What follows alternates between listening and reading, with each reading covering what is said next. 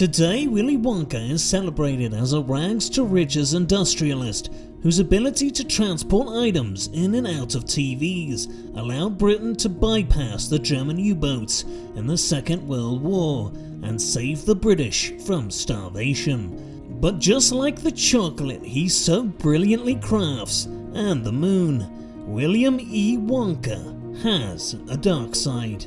Growing up in the early 20th century as the son of the only dentist in all of England undoubtedly was hard on a young Willy Wonka.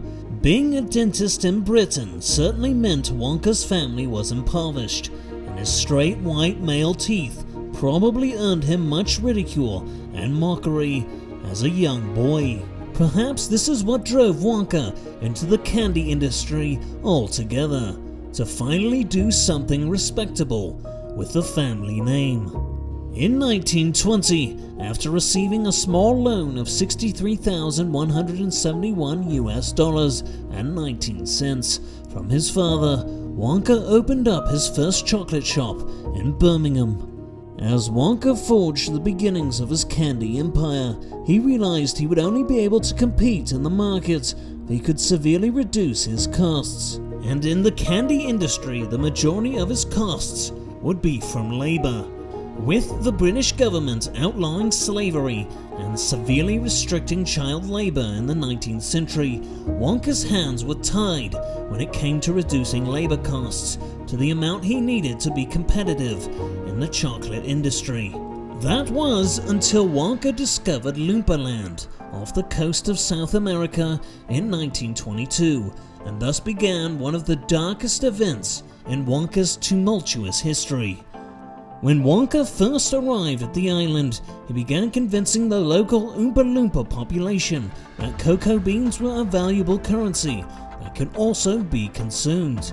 Due to the different metabolism and anatomy of the Oompa Loompas, the cocoa beans behaved very similar to opium in their systems, and it wasn't long before the whole island became addicted and completely debilitated.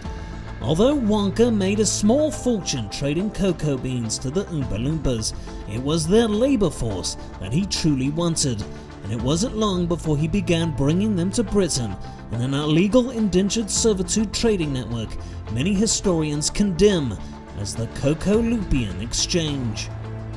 With Wonka employing a highly skilled labor force that he essentially paid in cheap drugs, he began to dominate the candy industry as he created high-quality candy products at unbeatable prices.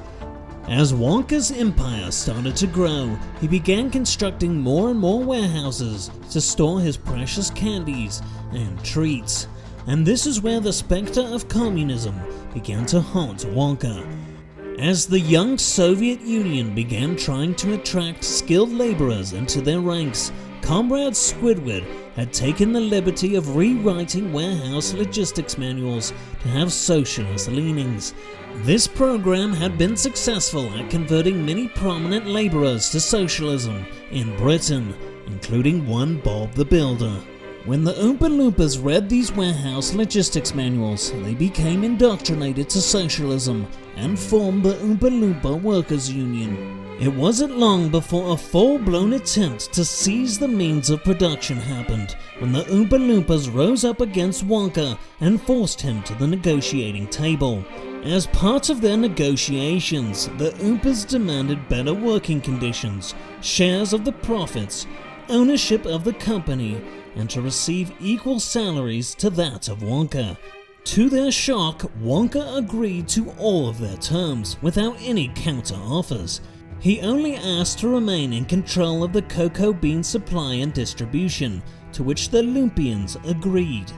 At first, the Loompas enjoyed their newfound wealth and prosperity, dropping the cocoa beans as payment in exchange for the pound sterling. But one by one, many began dropping dead of relapses due to the sudden stopped consumption of the cocoa bean.